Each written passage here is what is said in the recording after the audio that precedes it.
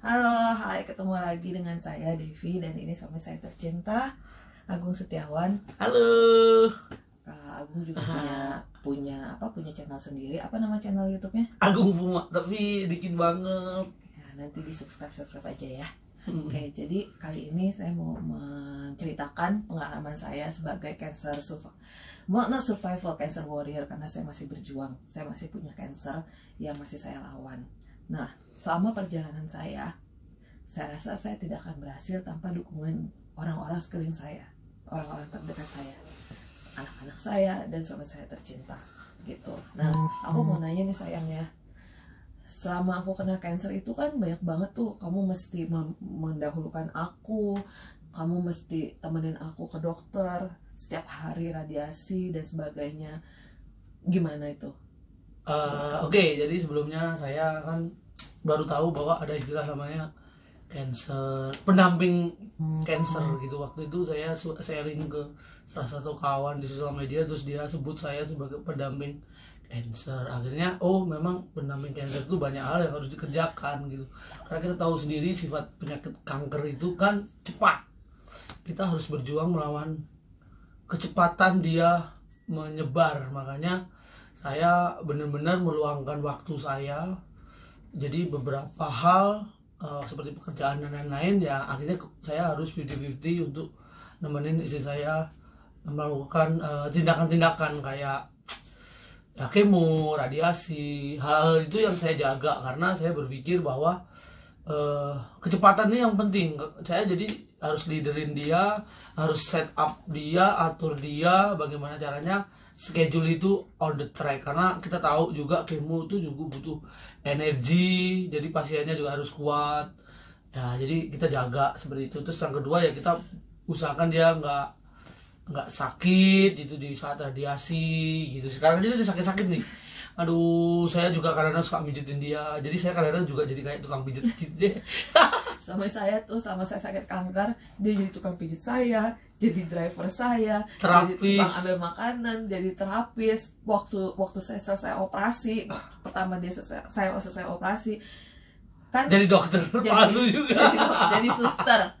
Jadi kan kalau operasi abis itu kan ada luka, nggak mungkin dong saya tiap mau bersihin luka saya ke rumah sakit, karena bakal mahal sekali ganti perban dan sebagainya, itu mungkin bisa sekitar habis 700 sampai 1 jutaan.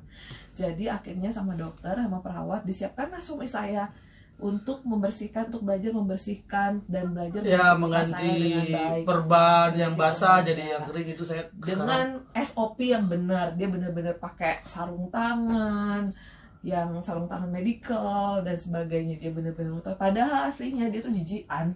Iya.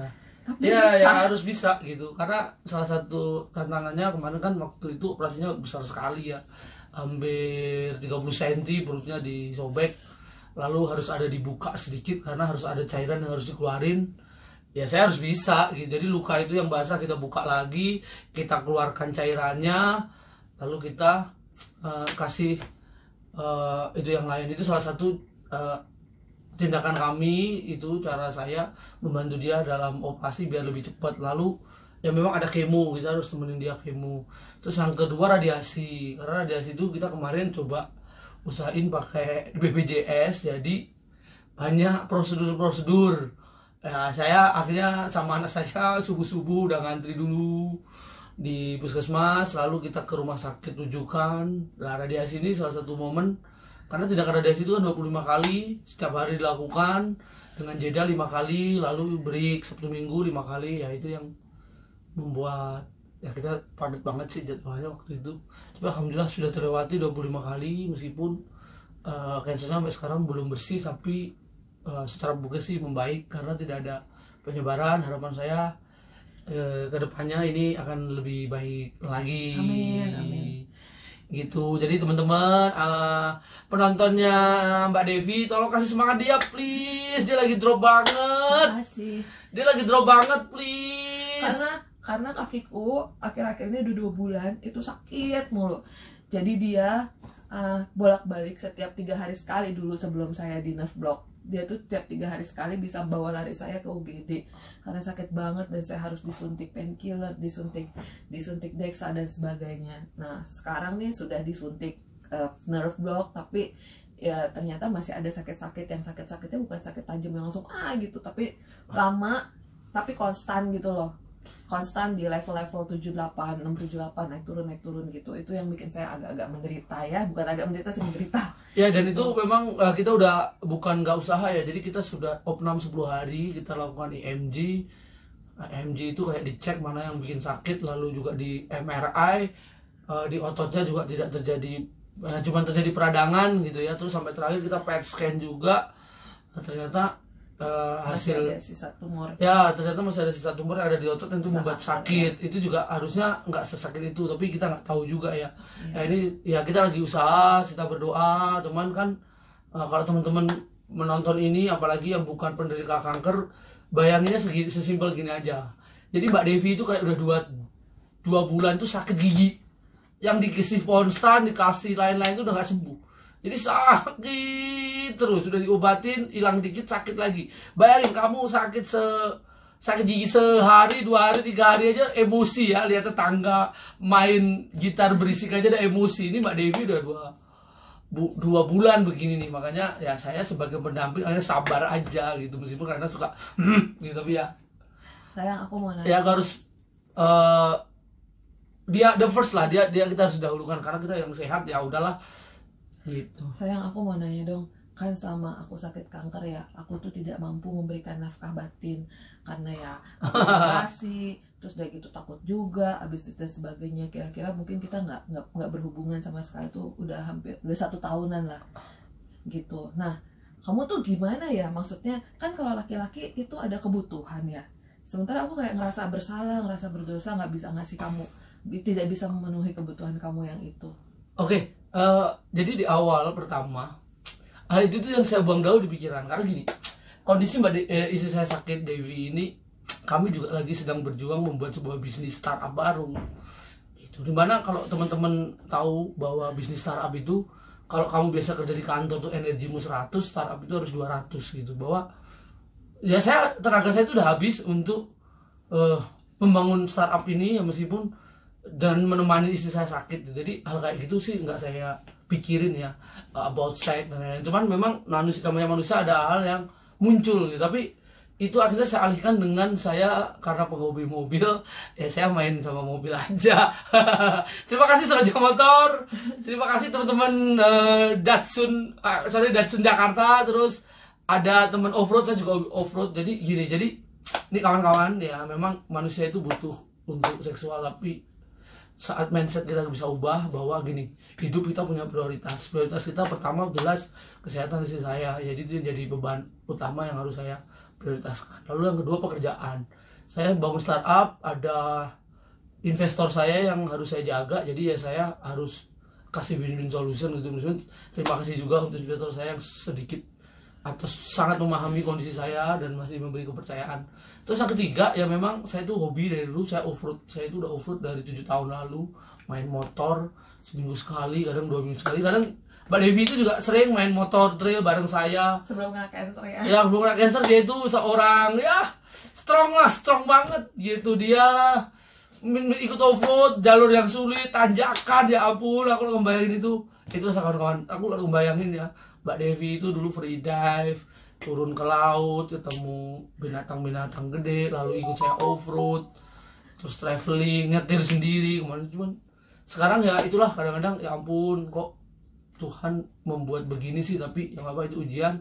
Cuman berharap semoga kita semua kuat, dan doa-doa kawan-kawan yang menjadi harapan kami untuk menguatkan gitu. Jadi untuk sekarang sih harapan saya, please, Mbak Devi lagi drop banget, kalian bantu doa ya, bantu doa. Nah itu dia senyum tuh, itu nangis tuh, sakit, gitu lagi sakit itu. Kalau udah gitu saya yang ngelus-ngelus Bismillahirrahmanirrahim sambil doa-doa. Iya, jadi ternyata cancer itu buat saya itu adalah cobaan yang terbesar yang saya alami saat ini. Tapi juga di luar dari cobaan itu, cancer itu memberikan hal-hal yang lain, yaitu dia memberikan saya kesempatan untuk melihat betapa sayangnya orang-orang di sekitar saya, keluarga saya pada saya, betapa pengorbanan suami saya, betapa pengertiannya dia, betapa dia sabar nungguin saya, merawat saya gitu.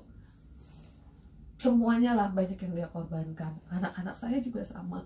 Anak-anak saya bisa, kalau saya kesakitan malam-malam pas lagi saya tidur di kamar mereka, bisa bangun tengah malam untuk ngelus-ngelus saya, padahal biasanya bangun aja susah gitu.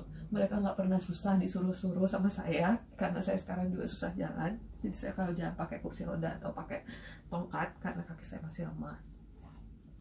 Semua sayang sama saya, dan itu benar-benar.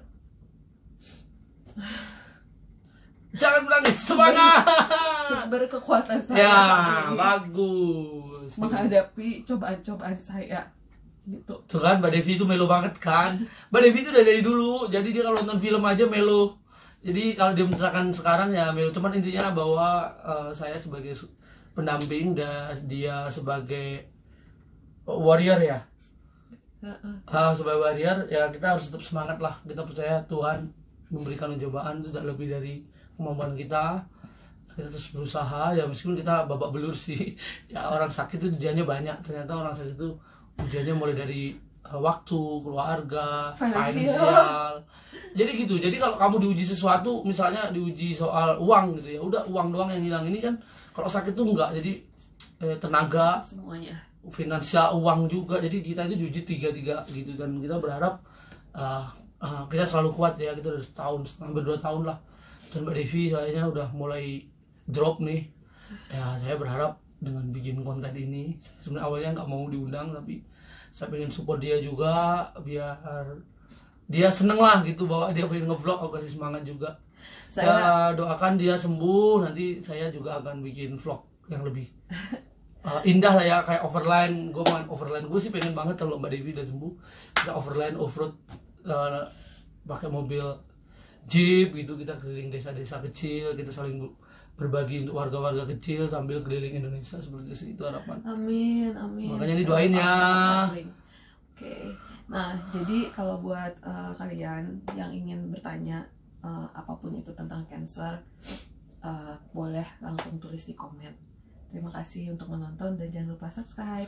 Nah, tambahan lagi ya. Jadi kalau mau tanya-tanya silahkan, kami dari Mbak Devi sebagai orang yang terkena cancer, saya sebagai pendamping, saya sedikit memahami beberapa seluk-beluk. Kalau Mbak Devi mungkin disakit, pengobatannya, makanannya apa, nanti bisa di channel ini juga ada tips-tips itu. Terus kalau sama saya mungkin bisa tanya, Mas, gimana sih kita ngurusin BPJS di radiasi itu berapa kali, itu gue juga bisa jawab. Oke? Oke, terima kasih. Saya Agung dan Devi. kami